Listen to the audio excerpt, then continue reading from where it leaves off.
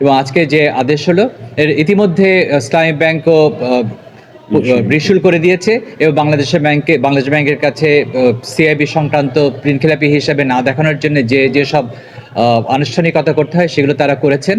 এবং আজকে যে আদেশ হয়েছে সেটা হচ্ছে একটা ইন্টারিম আদেশ দেওয়া হয়েছে, ডাইরেকশন দেওয়া হয়েছে যেন মান্না সাহেবকে ঋণখেলাপি হিসাবে বাংলাদেশ ব্যাংকের সিআইবিতে প্রদর্শন না করা হয়।